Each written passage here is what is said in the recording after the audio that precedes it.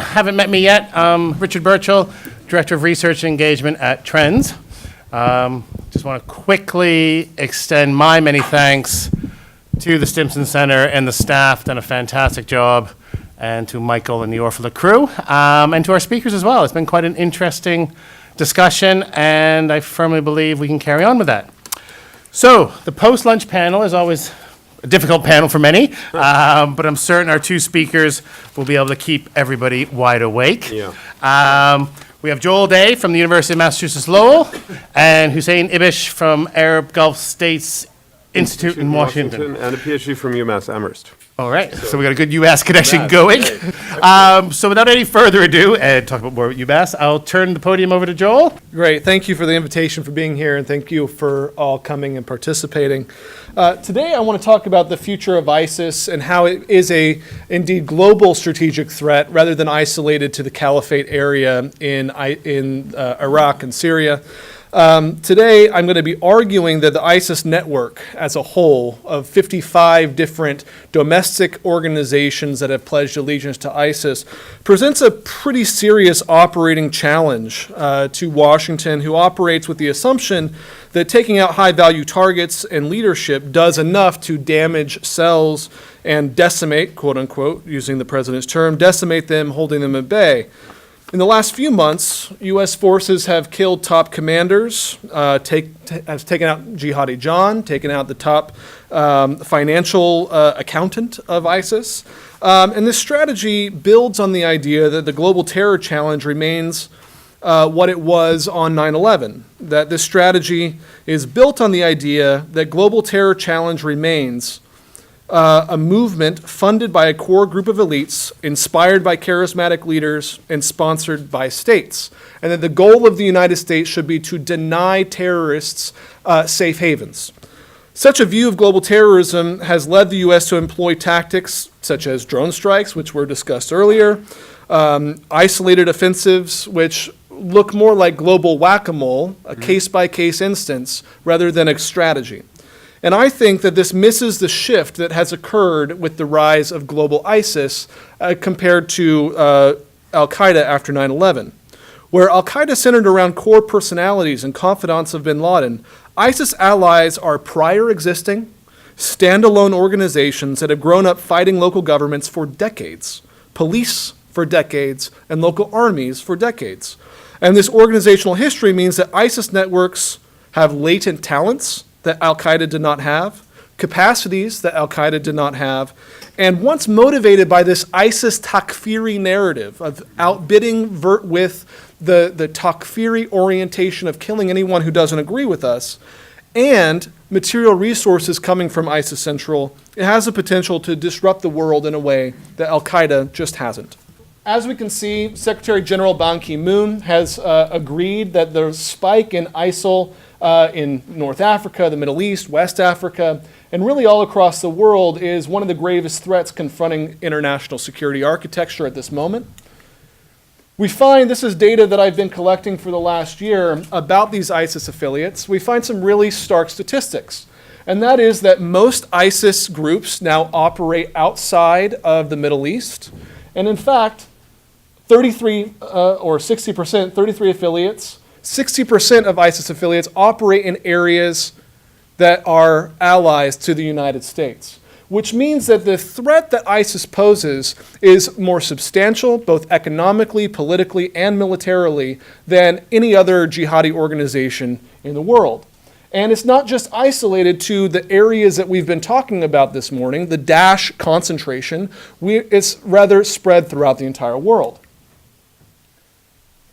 Of the biggest import, we find that when we look at the effectiveness of attacks, which is number of attacks divided into lethality of the attacks, we find a huge change has occurred after groups pledge allegiance to ISIS. So of the 55 groups that have pledged allegiance to ISIS, after they pledge allegiance, after they pledge bayat, the effectiveness of their attacks goes up from 3.7 lethalities per average to 11.2, a 200% increase post-pledge of buyout, which means that we're not just dealing with a couple of isolated mom and pop shops. We're dealing with organizations that once they do pledge allegiance are getting either financial resources or ideological resources that are allowing them to be more effective than they ever have been.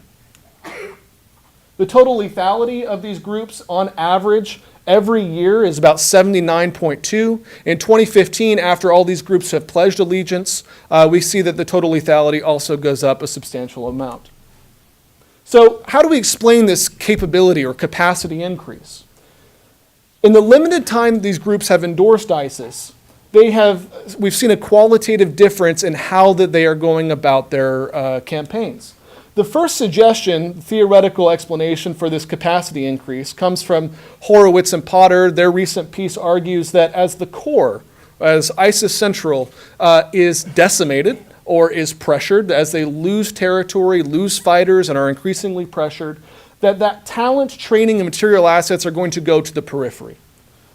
And we find that is indeed seems to be the case. Just yesterday, a top general here on Capitol Hill commented that ISIS has had less foreign fighters going into the central area, and yet we see more activity in the periphery.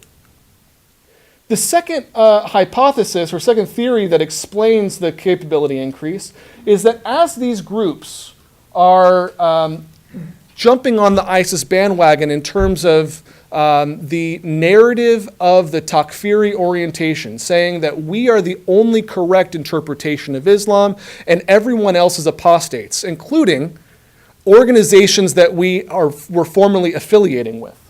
That they are imagining themselves in new capacities. They are imagining themselves as ISIS in ISIS in Jordan, ISIS in Malaysia, ISIS in Mali. And that means that the way that they do terrorism as a practice, as an imaginative orientation, is fundamentally different. Which means maybe instead of bombing police cars or bombing military installations, what does that turn into? If we are now ISIS in Malaysia, we're going to start targeting soft targets, hospitals, other mosques of apostates, and massive beheadings of Christians, which is perhaps why in the week after Willie at Sinai pledged allegiance to ISIS, they had a mass beheading that they filmed, and they also have filmed GoPro-style videos of mass crucifixions. This means that there is a massive orientation shift from bombing military targets and police targets that were their traditional targets as Bayat al-Maqdis, and instead something entirely new. Right, so the spike in worldwide beheadings and crucifixions is an alarming copycat phenomenon. It's not just that they're doing these, but they're doing these as a strategic new orientation. So I want to analyze real quick the 6 factors that are present in these what I call test tubes, these local organizations that are spreading the ISIS DNA all across the world. This is the core elements of what started ISIS, and of course, these are elements that are going to be present in a lot of jihadi groups and a lot of terror groups in general. But there are specific types and specific elements that are unique to ISIS that I think that we ignored, right? The reason why we called ISIS the JV team early on was we ignored these 6 factors. My fear is that we're ignoring these 6 factors taking place with these 55 organizations all across the world. And if we took these factors seriously, I think it would change U.S. strategic posture against ISIS. The first element of ISIS DNA is existing organizations. Again, this is something relatively unique to ISIS affiliates that hasn't been the case in other jihadi organizations. That just as ISIS started out as Tawhid and Jihad in Syria, Al-Qaeda in Iraq, Mujahideen Shura Council in Iraq, these organizations that are endorsing Iraq have prior lives. They didn't just spring up and say, we are now in existence. Rather, it's groups like Ansar al-Sharia, Abu Sayyaf group. These are the groups pledging loyalty to ISIS. They have existed for years, and they come to ISIS with special, unique local knowledge, local capital, and local capabilities. Their pledge may seem merely symbolic, but the concern remains that these local organizations will evolve into deadlier versions of themselves. And I think that the data that I just showed you shows that's exactly what is happening. So Just as ISIS did from the prior existence of al-Qaeda in Iraq, becomes more deadly over time, these local organizations are showing that they're becoming more deadly over time. The second element is that of failed states. Of course, this is a routine argument, but as we saw with the failure of the Iraqi state that ISIS capitalized on, the civil war in Syria that ISIS capitalized on, Sunnis becoming a prime sectarian target of Assad allies, right? While it was well established that failing states create fertile environments for violence, the ISIS network follows a really interesting pattern. And that is that they are filling the gap. They're not just taking advantage and setting up shop in failed states, as al-Qaeda did in Sudan or Somalia. Instead, what they're offering is something entirely new. What they are saying is that they are providing the survival strategies that the government cannot. And all across the world, these 55 groups from Boko Haram, from Malaysia to Mali, are coming into this failed state arena and offering governance. They're coming into the local area and, just like ISIS, they're trying to control territory and provide survival strategies where the local government cannot. The third element varies a little bit, but overall, I want to point to the role of charismatic leaders. The dynamic individuals beyond Baghdadi, we know that Baghdadi is a charismatic individual, but all of these groups, even al-Shabaab, although it was disputed earlier, al-Shabaab, Janjaweed, and many others, endorse the caliphate as leaders of local cells, right? They're prior existing, they already have audience, they already have people who support them as leaders. Now, note, this is different than the concept of leaderless jihad, that these groups have identifiable leadership, which means that there are 55 organizations that at the fall of Baghdadi offer a major security issue on the horizon because you have 55 groups who are going to start claiming the mantle of leadership of ISIS Global. These are all people who have built organizations from the ground up, and they have a lot of capacity within that area. It goes without saying that these groups are highly armed, but unlike upstart terror cells that have to spend time building capacity, these organizations have spent decades building the capacity that ISIS only dreamed about when it began. So organizations like in the Philippines or Malaysia will build on the ISIS model. These are not going to be one-off attacks, in other words. They're going to be sustained campaigns underneath the mantra of ISIS. The next element is something also new and unique. The groups in the Islamic State in Libya have posted replication-style beheadings, replicating ISIS. Jundal Khalif has begun to crucify quote-unquote cross worshippers, filming the executions with GoPro-style footage so that people watching can actually feel like they are there doing the crucifixions. The toolkit of social media and slick video is not isolated to the Levant, and instead what we're going to be seeing is that international affiliates have the ability to look like ISIS, sound like ISIS at the click of a button. Finally, foreign fighters. Foreign fighters, I want to point out, are not just coming into the Levant, but they now have new options. They can go to 55 other organizations in areas like Chechnya, areas like Malaysia, Mali, etc., Egypt, all of which are right now far easier to get to than the Levant. I also want to point out that as ISIS Central is crushed, that the fighters there who have training and leadership skills, fighting skills, will be looking for areas to lend their talents to. This means that fighters are going to be going from the core to the periphery, causing a lot more issues for American grand strategy. So what should we expect from this new threat in global terror? How are we doing on time? 5 minutes. 5 minutes, perfect. What should we expect from this new global threat? I have a few points that I think have some policy relevance. The first is that I think that we should expect more signs of ultra-violence and frequency of violence from these groups.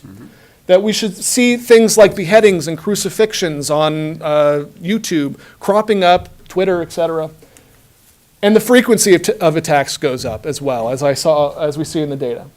This means that the policy responses, of course, need to be focused on resilience against these sorts of campaigns, global internet monitoring, better coordination of the dark web with countries that may be U.S. allies, but that have none of these elements, right? So a grand strategy for the United States is going to be trying to coordinate a global effort on all of these regards. The second trend that we should look for is both internal and external competition. The internal competition we're going to be seeing is between Al-Qaeda versus ISIS, local groups versus ISIS, and ISIS versus ISIS. Let me explain what I mean here. Al-Qaeda versus ISIS, what we should be seeing is that in these local areas, they're going to be, as we saw with maybe the hotel bombing in Monturia after the Paris attacks, we should be seeing that as local groups endorse the mantra of ISIS and pledge bayat, that Al-Qaeda-linked organizations are also going to be involved in trying to be relevant. Local groups who feel maligned by their former comrades in arms, giving up the local fight, giving up on the local identity for this transnational Takfiri brand are going to be pretty upset and also engage in trying to maintain their core constituency. The outbidding that Dr. Bloom, of course, talks about is really going to be at play here. ISIS versus ISIS, what I mean here is that we are going to be seeing, as the core is deteriorated, the people who have had skin in the game in the Levant are going to be going to the periphery. What this means is that the local organizations and the leaders of the Levant are going to be in competition for who is actually going to be in charge. This is going to cause perhaps more splits within these local cells, creating a proliferation of new organizations. So our policy responses should perhaps be highlighting the fratricide going on within these organizations to prevent people from joining them, and paying special attention to sites of significance, say similar sites as Palmyra, right? The sites where people are going to be trying to attack symbols of the organization so that we can prevent those sorts of outbidding battles from happening within those local sites. Local government incapacity, we see that being a clear trend that places like Gaza, places like Ukraine, places like Mali, have these organizations present and may not have the infrastructure necessary in order to repel the threat that ISIS subgroups propose. And so what I would recommend is that the United States appoint embassy-level point person in each impacted country, starting first with, of course, our allies, training and equipment going into areas like these, and perhaps even embedded special ops with our allies dealing with taking out these local cells.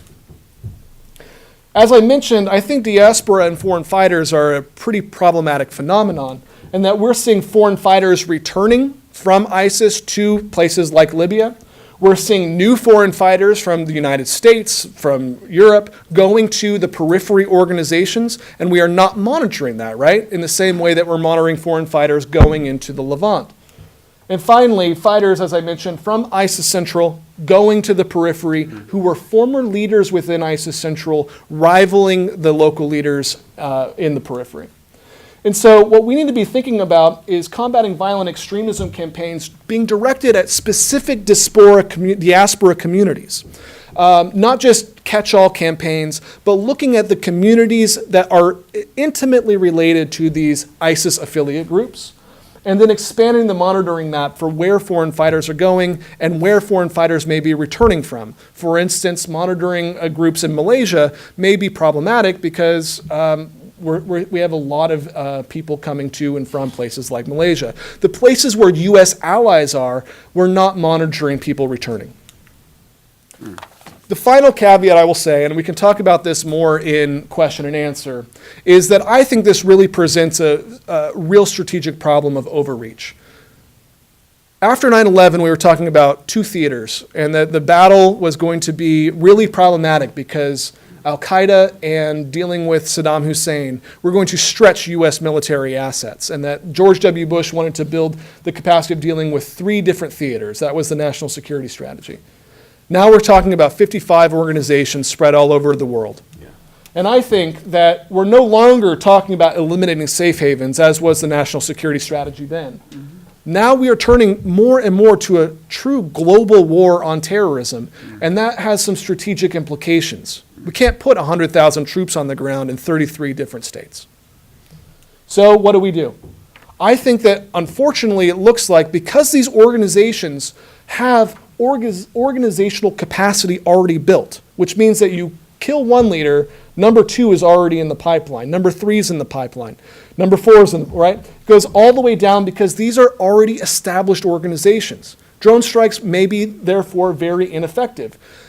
If that's the case, if that tool is taken out of the toolkit, I'm pretty afraid that U.S. policymakers are going to be lured into putting more and more troops on the ground in order to respond to the growing threat that we've seen from ISIS allies. The goal must therefore be to empower local allies, targeted policing actions, perhaps with embedded special ops, with local capacity, with local allies. But that may be the best strategic vision that the United States can have. So again, the data show that ISIS is an international global network and that we really are more and more dealing with a global war on terror. Thanks. Thanks, Joel. All right, thank you very much, Joel, for portraying a picture of a global network that is in many ways quite scary. I'll now turn it over to Hussein to carry on with the conversation. Yeah, I don't have any better news than that, frankly. That was a really interesting presentation, so thank you very much. Great to be with you here, and thanks for inviting me.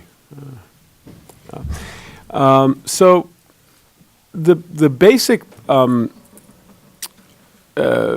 problem that I want to look at, the question that I want to look at today is this remarkable situation, which is that Daesh is now, and for something like 2 years, in effect has been essentially at war with everybody else simultaneously. And who am I talking about here? Well, the Assad regime in Syria, Iran, Hezbollah, Iraqi Shia militias, Russia, mainstream Sunni rebels in Syria, Kurdish militias in Syria, the Iraqi government, such as it is, the United States, Gulf Arab states, and Turkey. And that's a short list. You could probably add some to that. I mean, in some ways, there's some Europeans involved, but all of those actors are fundamentally at war with Daesh. And you can add to that, to some extent, in Syria, Al-Qaeda, that is Jabhat Nusra, which often finds itself in an antagonistic relationship, if not at war. Probably war is too strong a word, but in an antagonistic relationship with Daesh. And Daesh has an on-again, off-again love-hate relationship with some of the key Sunni militias in Iraq, such as the Naqshbandi group and other post-Ba'athist Sunni militias in Iraq. So, and then the firm allies of Daesh are basically nobody. At best, they have practical or tactical arrangements of convenience, selling oil to the Syrian regime. There are accusations of some forms of collusion in the past with Turkish intelligence and others, some collaboration on again, off again with other Salafist jihadist or radical Sunni groups such as the post-Ba'athist groups in Iraq. But no really firm allies, even in the Salafist jihadist camp. I can't recall any other instance in which a significant actor in a major international context has had so many enemies, basically everyone, and no real allies. So the question is, how has ISIL been able to find itself in this extraordinary situation and survive and in some senses thrive? Particularly, I'm thinking of its ability to expand into Libya in particular, and to some extent Yemen and elsewhere. I mean, the reason that I raise this question, of course, as very important, is that it has to be answered in a satisfactory manner, because without that, you wouldn't be able to come up with an effective means to degrade and ultimately destroy, to use the president's term, this group that apparently is capable of fighting everyone simultaneously and at least surviving, if not in some ways thriving. Now, that's not even to begin to address the bigger question, which Joel was just looking at in a certain way, which is what do you do about the narrative and ideology that drives Daesh and many other extremist groups, and lone wolves that represent part of the global terrorism phenomenon of this type of extremism and all the other kinds of terrorism that exist that have nothing to do with this. But this version, was San Bernardino part of this network? No, not really, but it was inspired by it. So it's even worse in a way and more complicated than Joel was laying out. And anything I say about the question I'm looking at isn't going to impact that. But I still think, as a practical matter, Daesh does have to be dispossessed of its quasi-state holdings and financial resources and economic capabilities if it's going to be successfully confronted. And the fact that there's every likelihood that if and probably when Daesh bites the dust, there'll be other manifestations of this isn't a reason not to confront them, even if that's even if that's treating a symptom rather than a disease. Symptoms must be treated. I think that's clear. So how is this? I think there's a pretty straightforward explanation for how this happens to be the case, which is that every single one of these actors that I listed has at least one, if not more, alternative priorities that are given precedence in their hierarchy of values, particularly in Syria. And I'm really going to talk about Syria and not Iraq. We can talk about Iraq a bit, but I've got to focus. So I'm really talking about Syria here. Which has precedence in their hierarchy of values over the mission of degrading and ultimately destroying ISIL. That they know this. And it gives Daesh a strategic depth that they would otherwise lack and don't deserve, and allows them to play off one set of interests against the other, which I think they've done quite cannily in some cases, and in many cases they don't even have to do anything. The contradictions exist anyway, independent of what they do, because they're not the priority. Therefore, it exists anyway. And therefore, they've been able to eke out sufficient space to continue to at least survive. And as long as that remains the case, right, they're going to be able to continue that, I think. So it's a hefty charge that I'm making here, and I'm going to have to be specific, so I want to do that, particularly in Syria. I do think that in the case of Iraq, it would be possible to argue that several parties, including the United States, do have degrading and ultimately destroying Daesh as a major priority, if not the overriding priority.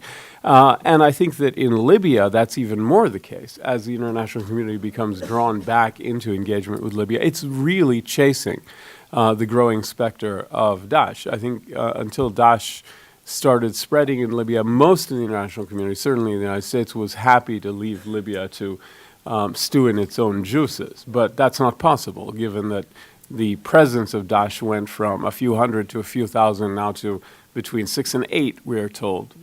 I don't know if that's reliable or not, but that's the guesstimate. Fighters and control of some significant places in northern Libya, especially. So I'm really talking here about Syria, and it's important to note that.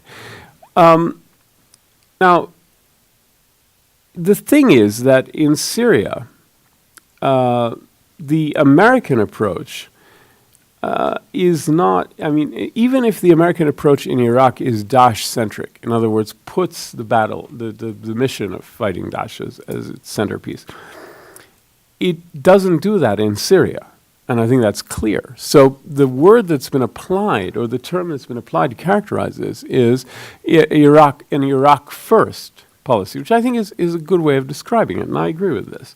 What that implies, of course, is Syria second, right? Now, the problem with that, obviously, is that ISIL, Daesh, does not operate as if there were any distinctions between Syria and Iraq, and it denies the distinction between the two and celebrates the smashing of the Sykes-Picot borders, in quotes, as a populist neo-Arab nationalist achievement. It's actually one of the few kind of really popular things that they've done. It has an appeal, you know, people who would despise them still kind of get a kick out of seeing those checkpoints being demolished on YouTube. It's quite a popular thing. Now, if they are behaving as if there were no distinction between the borders, and everyone else is behaving as if there were for political reasons, obviously this is giving them a strategic advantage, right? And it's particularly the case because the genesis of this Iraq First approach is a political and not a tactical or strategic one. It's because of it has to do with recognizing the sovereignty of the Iraqi and to some extent Syrian government, or at least not blurring the boundaries and maintaining the crucial fiction of these borders. And I understand why that is.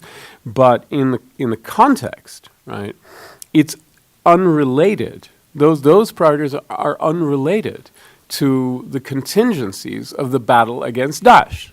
Right? I think that's pretty clear. Unless you wanted to say, you would really have to torture things. You would have to say Daesh is attempting to destroy the state system in the region, and this is about preserving the state system in the region, therefore it's part of it. Well, that's really strangling things, and it's very much of a stretch. But okay. Worse, the problem is that Daesh's de facto headquarters and the area of its greatest organizational strength and strategic depth are all in Syria, particularly in and around Raqqa.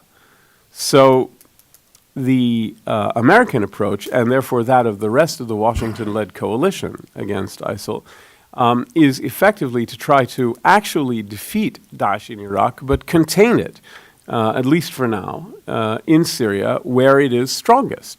Now, if this were the reflection of a calculated strategy designed to attack a weak underbelly of a target and chip away at its strength systematically and carefully before unleashing an attack on its center, that could make sense, and it would be a lot less alarming. But of course, that's not the case, right? There's no indication that that's the strategic thinking informing this. And on the contrary, it is a political choice that's been made for reasons I've suggested and more.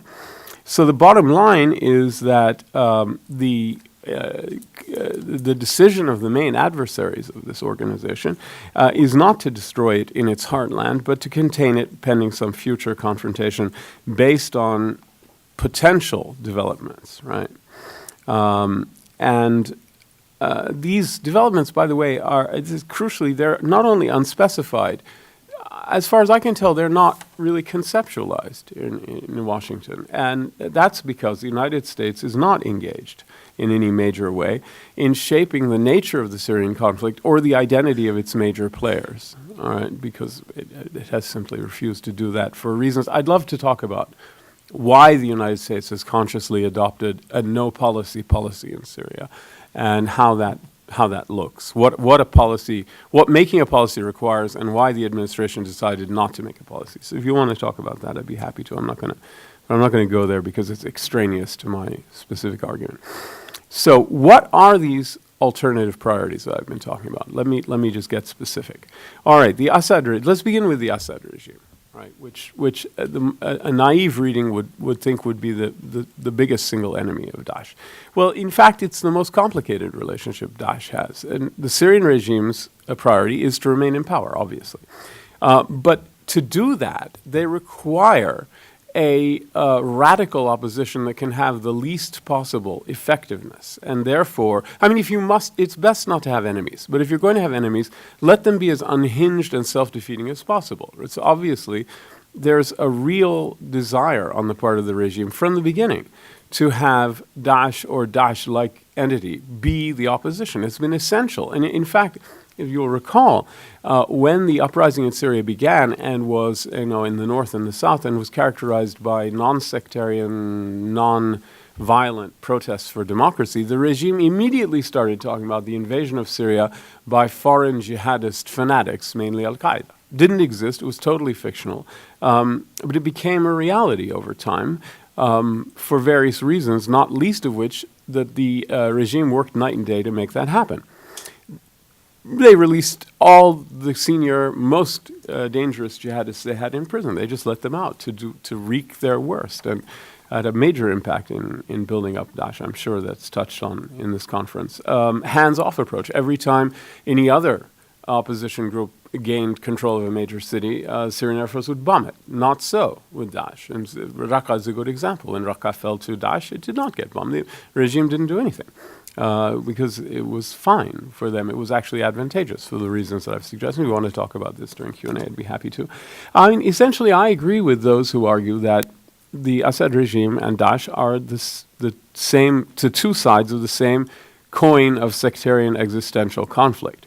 And therefore, they are the key to each other's ambitions, and in the case of the regime, it's survival. And there is no way that the Assad regime would want Daesh to be gone unless and until all other major threats are eliminated.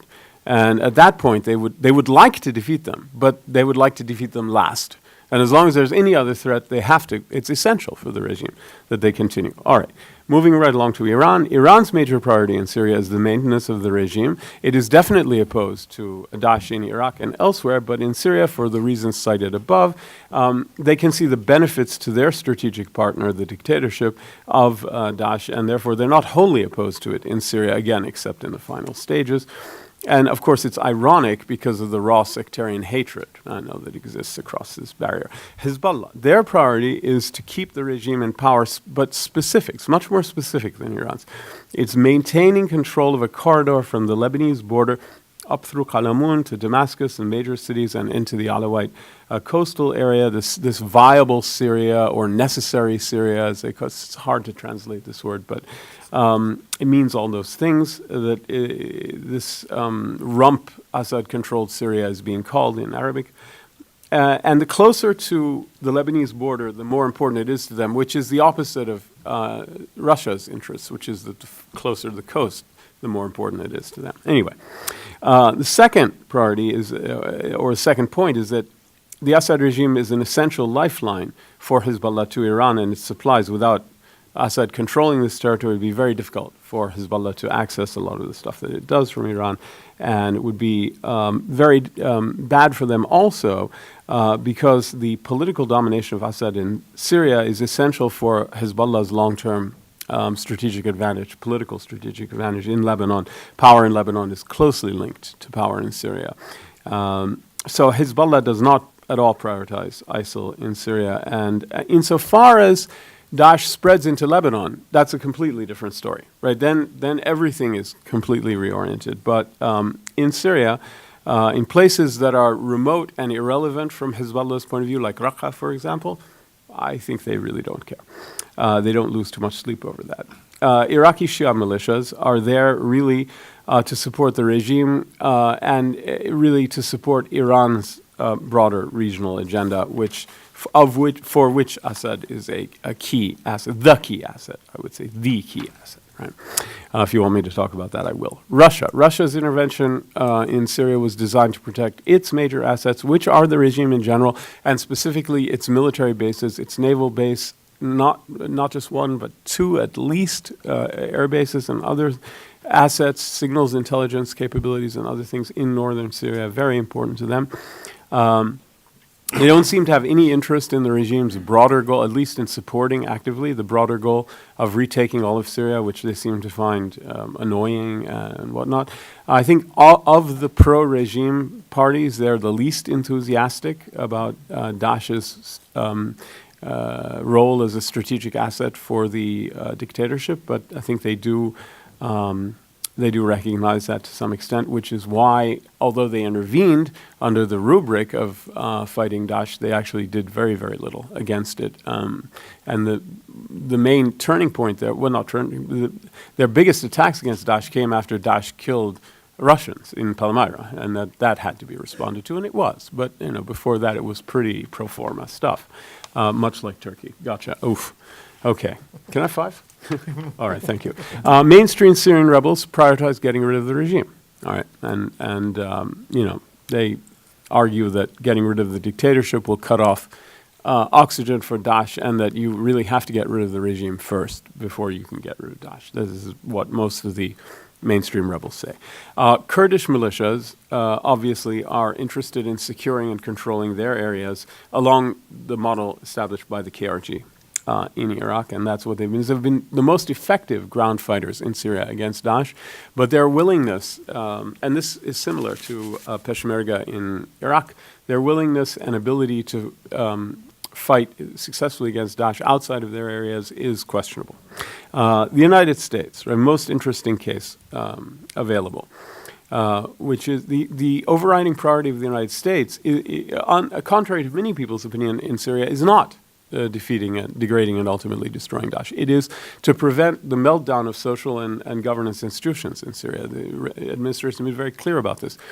Based on the experience in Iraq, after the occupation began, where that happened, the United States is categorical in not wanting to see that happen. So what you get then is this self-contradictory policy where Assad must go, but as Kerry said, not tomorrow and not next week and not the week after, but some future time. It's a little bit like Lou Reed's song about heroin.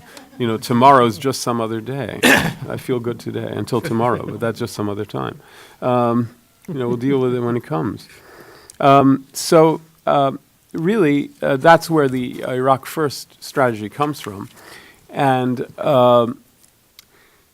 essentially, what the United States has done is inch closer and closer to Moscow's position, where what they want is something like what Russia wants, which is, after its successful military intervention, for everyone to stop fighting and things to stay more or less as they are, a de facto partition. And then probably Moscow and Washington would agree that the only thing that should be done after that immediately is try to muster an effort to eliminate Daesh from the equation. But the mainstream rebels, the Kurds, the government, and even Druze enclaves and others could stay where they are and have a Lebanonization of Syria, and that would be just fine for Moscow and Washington. The Gulf Arab states, well, they very much subscribe to the idea that Assad and Daesh are the two sides of the same coin, and they argue for attacking both simultaneously. A cynical reading could be that that's just a rhetorical argument aimed at international and especially American opinion. What they really want to do is concentrate on getting rid of the regime, because they think that the threat of Iranian hegemony and the emergence of Iranian mini-empire in the Middle East, of which Assad is the linchpin in their point of view. I mean, in other words, that the strategic future of the Middle East will be decided in Syria from the Gulf point of view. If Iran can continue to control Syria through Assad, Iran will have their mini-empire, and if they can't, they won't. And it's as simple as that. That is really going to determine, the outcome in Syria determines the strategic role of Iran in the Middle East, and therefore it's not negotiable like Iraq might be or something like that. At any rate, at least, or rather at best, I guess you should put it, the priority would be equally addressing Assad and Daesh at the same time, probably with an emphasis on Assad, because I think there's an implication that ISIL can be dealt with in the long run and is not an existential threat, whereas of the same level that Iran is, whereas Iran needs to be dealt with right away, and the Assad question needs to be resolved successfully from the Gulf point of view. Otherwise, all is lost. Whether that's sound or not is not the question. I think that's the dominant thinking. Turkey. All right, Turkey is a very good example of having more than one priority. Right, one is getting rid of Assad, but there's an overriding one, which is preventing the PKK dominance of the Kurdish regions in northern Iraq. And it's a vicious circle. Ankara opposed the Damascus regime. Then the Damascus regime. See, one of the things, and I'll try to wrap up very quickly, one of the things that the Assad regime has specialized in is strategic defeats. So once whenever they understand that they need to withdraw, they choose their losses very carefully to give them advantage. Right? They're quite good at this. So the first time they did that was in northern Syria. They realized that they could not hold the whole country, and they had to marshal their forces. So the first area they willingly gave up were these Kurdish areas in the north, first because it's so remote from their point of view, and secondly because the idea of a PKK-dominated region on the Turkish border is a nightmare for Ankara, and it's a very good way of hitting back at one of your main enemies, and it worked pretty well. And they've done that, use this strategic defeat thing again and again. For Turkey, there are a couple of different priorities, but you can see, again, their intervention, like Russia's, was packaged as a anti-Daesh campaign, and it wasn't anything of the kind. I've run over time. How can the pattern be broken? Very quickly, first you need a new administration. We're going to get one. And, obviously, until Daesh is reconceptualized as the priority for many, or at least some of these parties, it's going to continue to survive. A ceasefire in Syria could set the stage for this.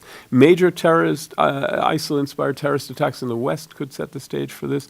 Continued metastasization of ISIL beyond its area so that it becomes completely out of control, etc. And there's a whole bunch of other stuff that could. These are all speculative counterfactuals, so I'll end with that. Thanks. Well, thanks to both speakers for painting a fairly complex and, if not complicated, picture of essentially Daesh against everybody, but Daesh with essentially a fairly rigorous global network. Mm-hmm. So I'm looking forward to the Q&A. Hi, thank you very much for the presentations, and it's an incredible pleasure to meet Hussein Ibish. So, incredible pleasure to meet you. So I apologize, I was 2 minutes late walking in. So Joel, I may have missed this, but where is this data from? Because you mentioned 55 groups. Is that just basically a snapshot in time from intelcenter.com, which have varied the number of groups between 34 to 43 different groups? Because I'll give you an example. Jamatul Ahrar, that was responsible for the Easter attack in Lahore, was part of Daesh's circle for maybe 2 weeks, and then they pulled out. So the problem that I'm seeing is that you never mentioned what are the 55 groups and where the data is coming from, but also, doesn't that change over time? Like I've seen Victor has a model of Al-Qaeda affiliates that changes like with every few years, and the network itself is a dynamic network analysis rather than a snapshot in time. Yeah, it is a snapshot in time, and that is definitely a methodological weakness at this point. My next round of data collection will be network analysis for sure. It's not just from Intel Center. For the last year, I've collected every single news story of anyone who has pledged allegiance to Daesh that has a membership of 25 members or more. So that's where we get the 55, which is a little bit higher than JM Burgers or Intel Centers. Then we collect every single news story in every single year from these organizations going backwards in time, so going back to their original founding.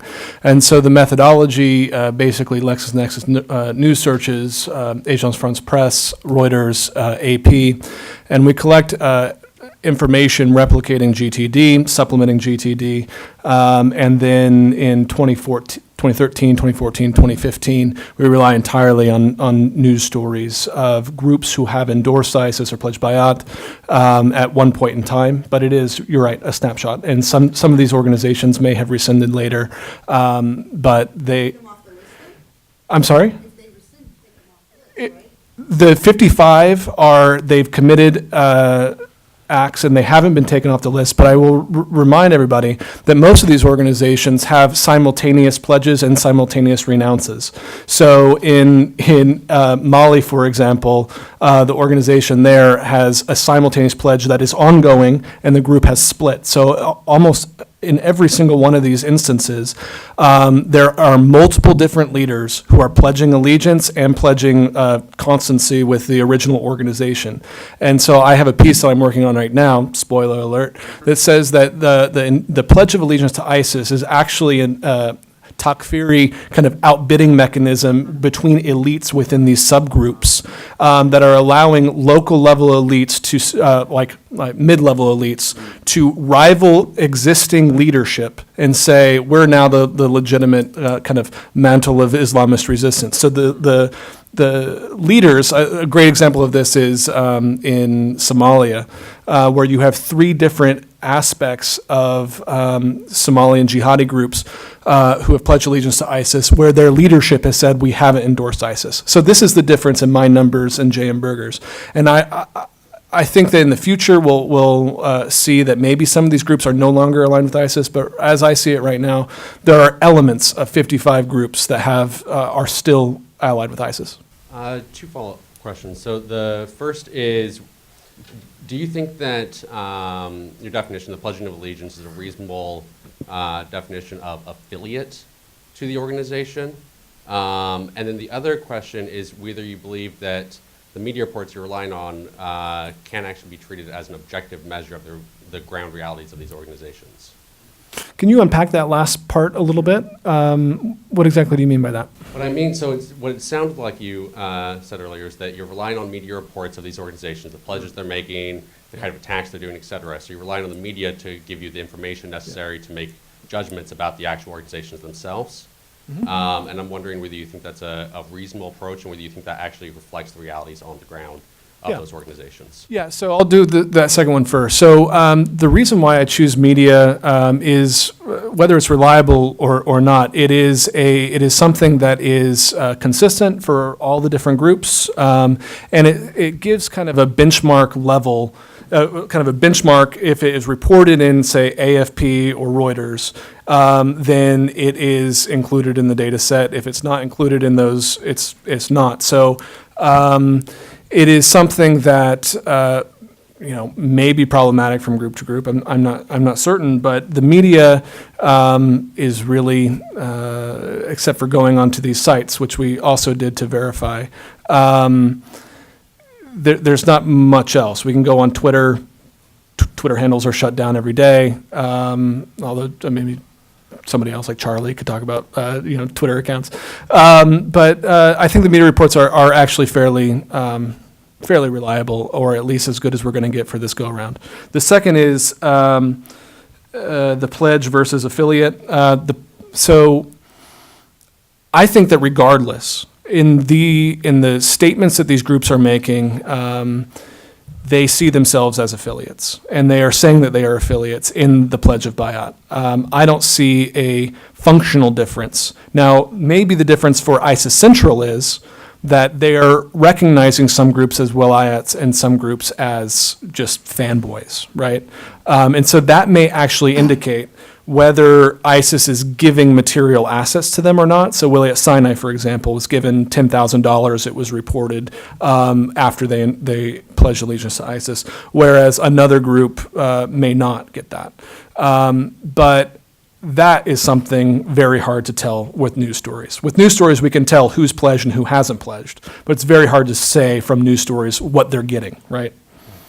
But can I just follow up on that quickly? Is there any significance if sort of Daesh Central doesn't accept them?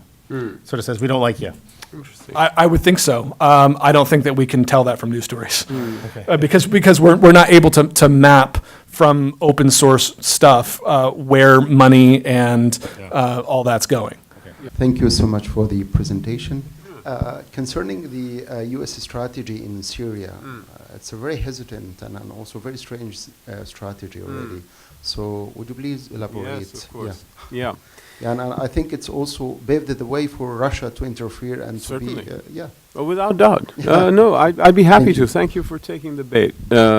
Okay, so I think it's fairly clear, both from looking at what happened and connecting the dots, and from the testimony of former officials who can speak freely, almost all of whom describe the same basic process of decision making, and almost all of whom, are harshly critical of the decisions that ended up being taken. Those who were intimately involved in Syria policy. It's clear from those things that in the initial phases, in the first year or so, the administration expected, as they kept saying, that Assad would fall, that they thought that this would be something like a Mubarak or Ben Ali style phenomenon where the guy would hold on for a little while and use force, but ultimately just would not have the the viability to survive. Okay, it didn't happen. Subsequent to that, an actual policy was required.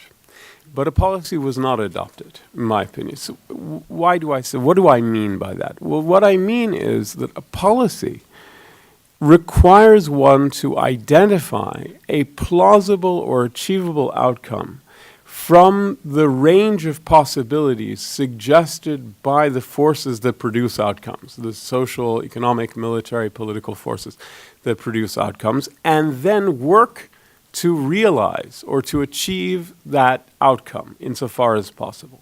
That's a policy, all right.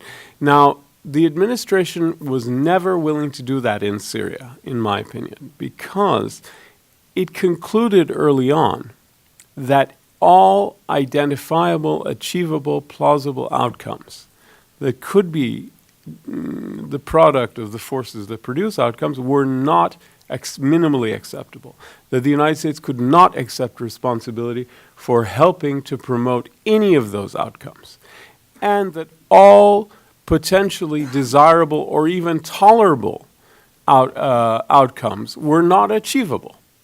So they did not, therefore, make those kind of choices. As a consequence, you have a decision, in effect, to opt out and not to do anything major to try to shape the nature of the conflict and especially the character and identity of its participants. There's this idea that, well, we can't identify any group of people who are minimally acceptable to us to support. Therefore, we really won't be supporting anyone. A great example of that is the $500 million training program that produced, depending on who you ask, between 5 and 13 or 12 armed fighters, whoever took part in that's $500 million program. How much was spent, we don't know, but it was $500 million was earmarked for this, and it got something between 5 and 12 people produced by that program. That's a joke. I mean, literally, that's a travesty of a training program. That's a parody.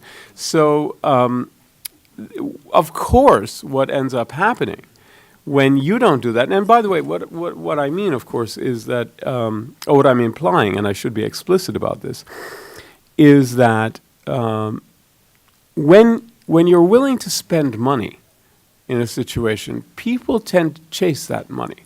And identities, particularly in a situation that is nascent and emergent and evolving, it's very imminent, you know, such as the one that existed, especially early on in Syria. I mean, with every few months that passes, this is less and less the case as identities, ideologies, alliances, as they have become fixed and brands have been established and relationships have been solidified. It's less and less up for grabs. But there's always an extent to which people will chase the money and will be influenced by the piper, and that the tune will reflect who the piper is. Now that's not to say you always get your way by any means. I think the American experience in the Arab and Islamic worlds in the past 30 years does demonstrate a certain degree of caution, and of course it's reasonable to say, well, you know, you have to be very careful about this stuff, but I think it's bizarre to think that nobody's going to respond to the application of incentives. Incentives operate, right? And things are always changing. So the idea that it's too late, in quotes, to do something merely makes matters worse the next time you have to consider doing something.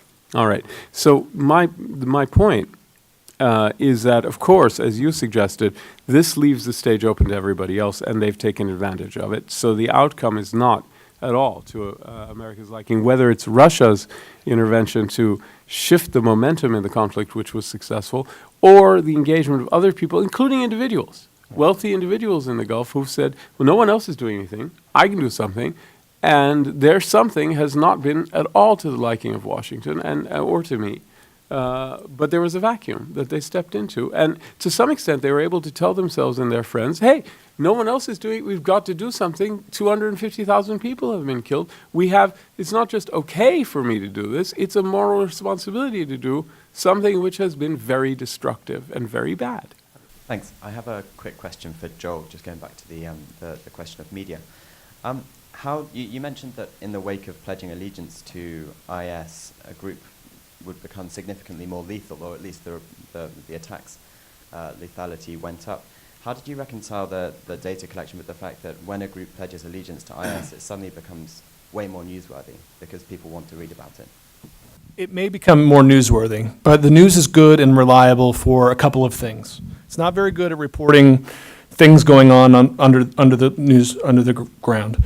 It is really good at reporting attacks and really good at reporting lethality. It's not good at reporting ISIS sent foreign fighters to, random group.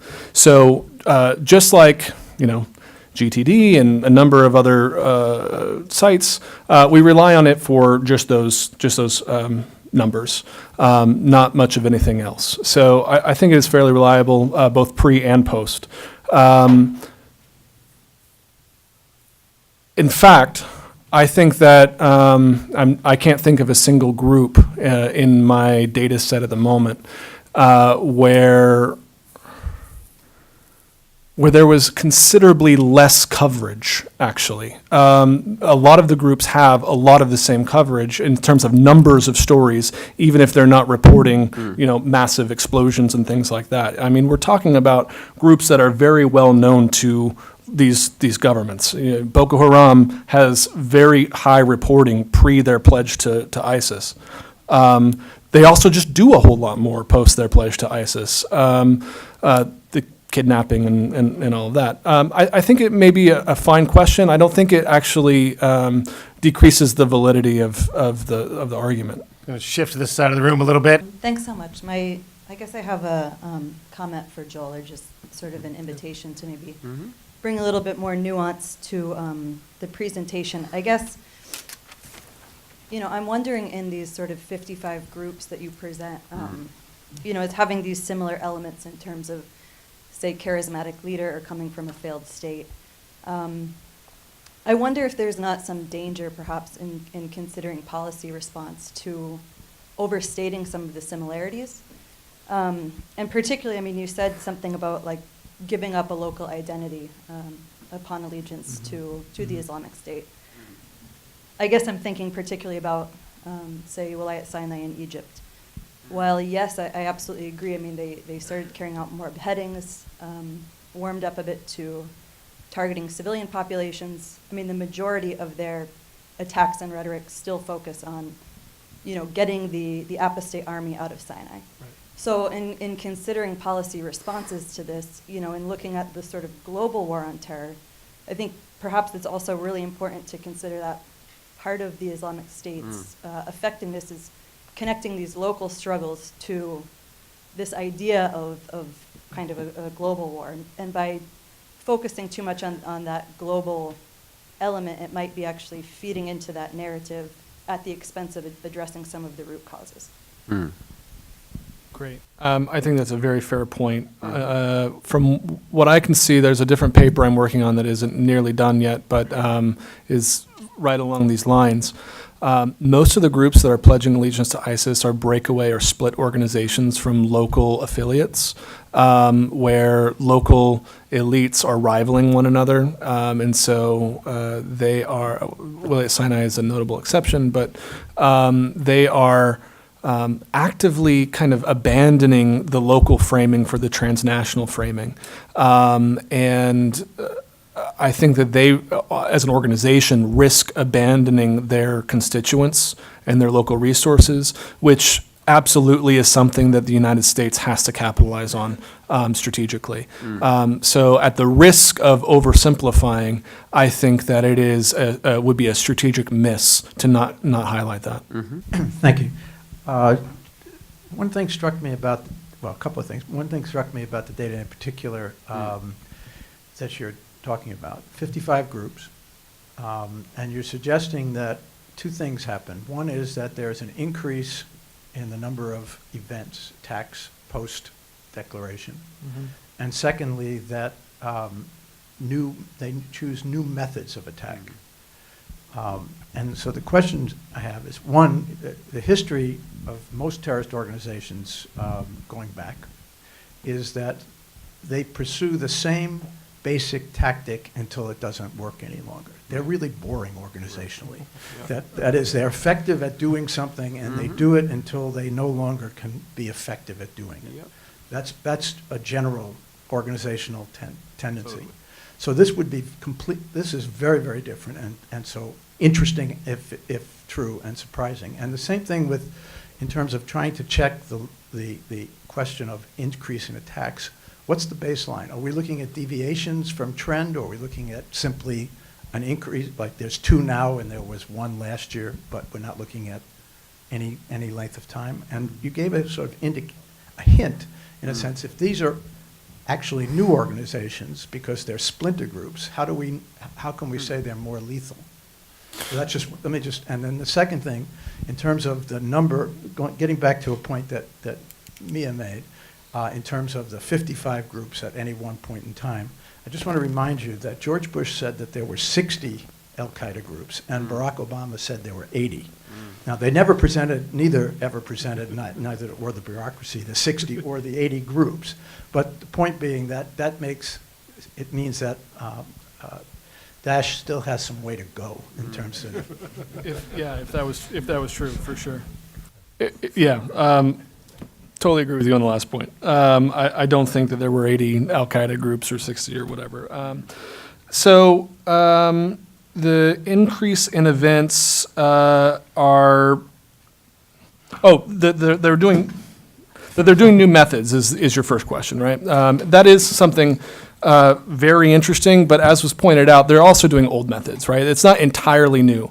The lining up 50 people and chopping their heads off while filming it is entirely new. And I think that is more symbolic rather than strategic, and that maybe Williat Sinai, for example, is still going about their strategy of bombing, military outlets. But they're doing something else as well, and that may explain the increase in the total lethality per attack. And the point about increasing in events and all of that, the matrix that I use is efficiency modeled by Horowitz and Potter's 2014 piece, which is number of lethalities divided into number of attacks. And so oftentimes what is happening in the data are that these groups are doing more attacks, but they're also doing attacks that kill a whole lot more people. The staging, for instance, 50 mass killings, chopping off people's heads, for example, is one attack with 50 dead, which is a lot more efficient than a suicide bomber blowing up, a military checkpoint, right? So that's where we're seeing that increase. And then you talked about, how do we say that they're more lethal if they are splinters? About half these groups are indeed splinters, and I'm comparing them to their parent organizations then. At worst, that is, comparing apples and oranges, but I actually think that it gets at something. I think it gets at that that groups who are pledging allegiance, pledging bayat, are intending to be more lethal. They're intending to send a signal, and they're sending signals maybe by blowing some stuff up and also by crucifying Christians, and that comparing them to their parent organizations is still a pretty reliable way of saying something new's going on. I wanted to ask a little bit more about the explanation of U.S. Policy ambivalence in Syria. It seems to me there are 2 other dimensions. One is the Syrian conflict has an unprecedented degree of complexity. It may be the most multidimensional conflict almost in human history. On that scale, yeah. Yeah, at that scale. Yeah. And the other thing is that where the U.S. in the region has adopted a clearer policy, it's always worked out counterproductively. And so maybe this is a beneficial learning experience, that it's better to do less. To be ambivalent than to be wrong. No, I mean, look, That's absolutely the thinking that informed the policy, and it's one of its most articulate and passionate defenders is the president himself, and he's made this case several times, particularly in interviews where he's not expressing American policy, but is explaining his own thinking, his personal thinking. The most recent is the series of interviews summarized by Goldberg in The Atlantic, but it's not the first. It begins with Remnick and Friedman and Goldberg more than once. Clearly, Obama believes that the lesson of U.S. engagement in other conflicts is less is more in a case like this. And there's a lot of evidence to justify that general orientation. The other is that it's been very hard for those of us outside of government to be specific about the RX, about the prescription, vis-a-vis details, particularly when it came to shaping the character of the combatants. I suggest that incentives can work to shape people, and especially early on when things. But in fact, if you asked me at any time to give you a list, of a programmatic budget broken down into some kind of defensible structure, I couldn't have done it because I don't have and I haven't had access to the intelligence data, which is required to do that. What I can say is three things. One is that less may be more, but less is not nothing. And so nothing is not more. And I think that there's a happy medium maybe in between the two, to which I would add that one of the few people who looks at the situation and says it's basically a good outcome is President Obama. It's very hard to reconcile the basic facts of the outcome. At least 250,000 dead people, maybe up to 500,000, something in between the two. 250 is a minimal number. We just use it because we don't want to engage in hyperbole, but we really don't know. And something like a quarter of the population displaced, and you're right about the complexity. So is the level of carnage, in a sense, in some ways unprecedented since the Second World War on this scale. I mean, there are some other very awful conflicts, but this is a particularly gruesome one. Very few societies have been as ravaged as this one has been in a fairly short order, just in less than 5 years. It's hard to look at that and say, well, the outcome has been all right or is okay from an American policy point of view, unless you want to adopt an absolutely amoral foreign policy and say, well, American power is only about the narrowest and essentially commercially defined interests, and it doesn't have any broader agenda. In which case, okay, but I think it's hard to defend that, frankly. I think maybe President Obama's nonchalant attitude in the Goldberg article about Rwanda, where he just shifted into a discussion about the difficulties of mobilizing the machinery of American government, rather than in any way reflecting the scale of the tragedy there, is kind of maybe explains how he thinks and why he would be. But most people, I think, do see American power as having a dimension beyond merely instrumental.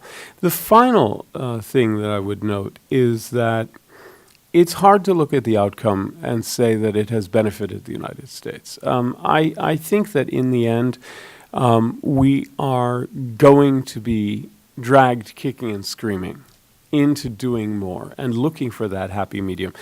Everyone agrees that I think that the Bush administration's approach was hubristic and indefensible, and I thought that at the time, and I said so. And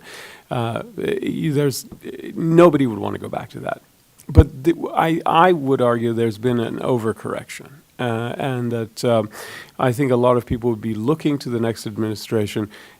Certainly not to go back to that ridiculous overextension of the United States, but to try to find a way of helping to shape the conflict a little bit more, not leaving the field to wealthy extremists in the Gulf or Putin and Qasem Soleimani and others to decide what happens in Syria, that the United States ought to have some role without falling into the errors of the past. We could learn from the past without checking out, I think. That's my answer. So. Yeah, hi. For Joel. So I was wondering, in your analysis of ISIS as a global network, whether or not to factor into that the kind of affiliative ties to lone actors. And is that something you have looked at?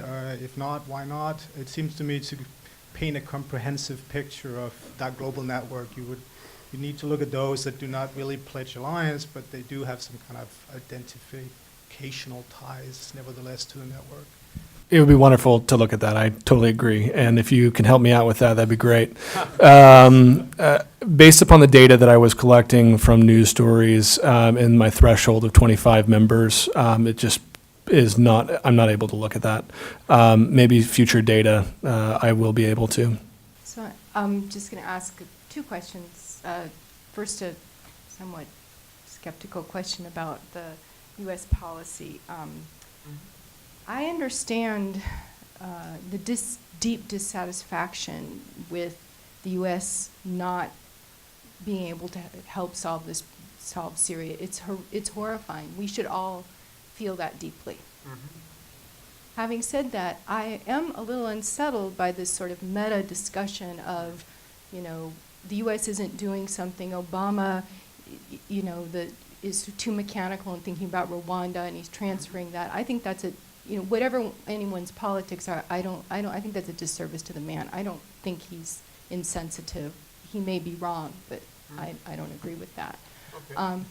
Having said that, I think if someone is going to critique a policy, they need to have some idea of an alternative, and I'm not hearing that in what you're offering. So what should the U.S. be doing beyond the thing that I think they should be doing, which is put every diplomatic effort into trying to find a political solution in Syria if one is possible, which is the key, right? Yeah. And in Iraq. Of course. Right? Yeah, always. It's always the key. Yeah. So maybe I'll just leave it at that. Okay. 2 minutes. Yeah, no, I mean, yes, well, first of all, it's always the key because these are, military challenges are irrelevant. They're always political. It's Clausewitz, right? It's always a political question, so the answer is always going to be political. And that's another example of what we've learned. This is the Mandelbaum argument that's going around, right? It's very sound. That the initial phase of American adventurism has been successful in Afghanistan. It was very successful. First few weeks were very successful. In Iraq, the overthrowing of Saddam Hussein was fairly quick and easy, and the problems begin at the day that mission is accomplished, so to speak, because then there comes a political challenge for which the country is not prepared. I find Mandelbaum's argument was relatively persuasive. It's a good one. Okay, so what you're asking for is the alternative. Well, there's one thing that I didn't say to you, although I referred to it earlier, and I'd like to raise it again, which is that almost everyone who has left the administration, who was intimately involved in creating Syria policy, has been critical and has said that there was at least some major mistake. Even Philip Gordon, who is he's kind of a great advocate of restraint and risk aversion, even he says, well, there were things that weren't done that should have been done. For example, the red line chemical weapons reversal of 2013. What could be done? Well, all right. You'd need access to intelligence to know what can and should be done vis-a-vis training. But even the risk-averse Obama administration is seriously talking about a major increase in supplying weapons of greater lethality and greater sophistication to certain rebel groups. And I think that's something that really needs to be looked at very seriously. And I would say that if this administration is seriously considering it, given their general attitude, and it's probably not a wildly risky thing to do. Another thing that really could and should be seriously considered as a primarily humanitarian gesture that would also have a significant political impact is the creation of refugee safe havens and no-fly and potentially no-drive zones, which would be initially and primarily designed to protect people, but that would also have a serious political impact. And to have a very serious effect on the yes, it's not purely. That's correct. I do, and that's why I say the intention would be primarily and especially initially. So let's be frank. It would be largely humanitarian, but no one should have any doubt that it would have a concomitant, useful, and one should not be too coy about the intention of having a political impact as well. This is one of those happy coincidences where we can do well by doing good. It's a good thing to do, and it would also strengthen the hands of all, I think, the right people, and also, I think, apply political pressure on the regime to come to terms. I think that one of the things that needs to be done that was implicit in what I was saying, wasn't explicit, is you've got to have an integrated approach to combating Daesh in Syria and Iraq. And I think you've got, again, it was implicit in what I was saying, not explicit, but let me be explicit. Sorry? In brief. In brief, yeah. You've got to, well, I think you've got to recognize the symbiotic relationship between Assad and Daesh. So in other words, the Syria first policy, the Iraq first policy is not going to work. And the Assad and the ISIS first policy is not going to work. Neither of these things is going to work. So I think you've got to have a much more integrated policy combining both Syria and Iraq on the one hand and the problem of Assad and the problem of ISIS on the other hand, because they are ultimately the same problem. Another thing that can and should be done is to seriously address Turkish concerns and bring the Turks into this equation in a much more focused way. All of this would have a very beneficial political impact in Geneva, in my opinion. I could go on, but I won't. But, Right, I think we have time for let's one pursue it. final question here on the left. It's always good to go last. Thank you. Patrick Hickey with GAO. I just say, general comment, I think this panel in some ways has argued for maybe the rationality of an Iraq first approach by the U.S. Rather than an absence of policy, I think it's a measured response. The Iraqi government, its existence. Our arguments have supported that? Is that what you're I'm saying they should. You could take it as supporting them. Okay. Just turn them on the No. turning them around. Understood. We have a government that more or less is our ally for the time being in Iraq, and it's under an existential threat from ISIS. Look at what happened today. I mean, they barely control the green zone. They need a counter. They need tangible victories on the ground. And I would argue, as does the U.S., if we're going to gear up for an intercontinental game of whack-a-mole, I think somebody put it earlier, the U.S. public also needs needs some tangible victories to encourage us for the long fight ahead. And again, the Obama's policy is yes, less is more in Iraq. But it's still a $5 or $6 billion less is more program. So what you're calling for is intelligent. And it's exactly what I said might be a reasonable approach, but isn't the one that actually exists. In other words, what you've described is an approach that focuses on Iraq in order to systematically weaken ISIL in preparation for a coup de grace later on in Syria. But that's not what we see. What we see is in my opinion, what we see is a fragmented approach that breaks these challenges that are in fact organically connected into discrete, almost entirely separated policy issues. So in Syria, not only do you not have an integration between ISIL policy in Iraq and Syria, you've also got a policy on dealing with Assad and a policy dealing with ISIL, which are separated, and then a different approach regarding Russia's intervention, Hezbollah's presence there. The question of what happens in the south is dealt with differently than what happens in the north.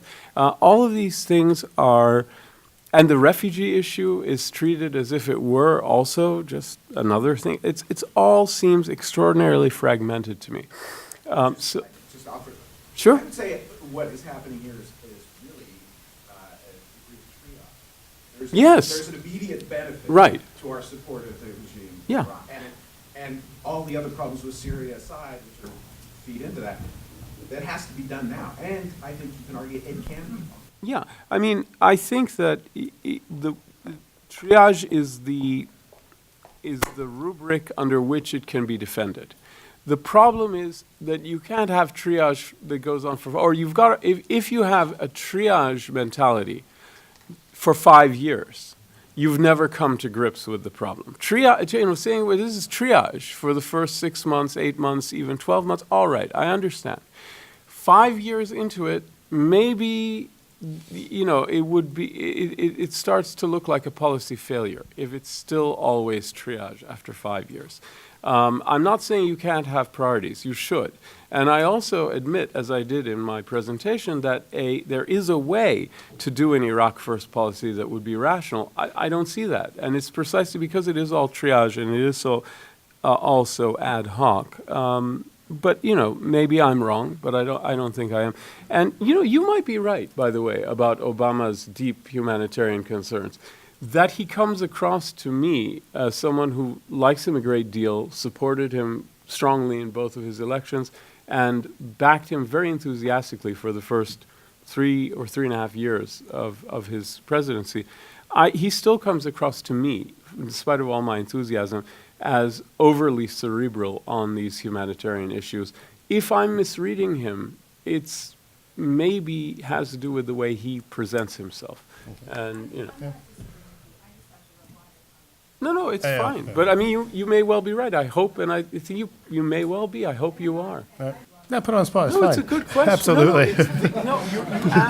You asked the right question. The problem is we need 45 minutes. Yeah, and we that's- don't have it. nope. And we also need someone who's seen. We need that, and we need someone here who's seen the intelligence and can tell us yes or no. Absolutely. No. We don't Right, need and on that point, I'd like to thank both Hussein and Joel for the presentations. Appreciate it, very interesting. Now we can have a small break.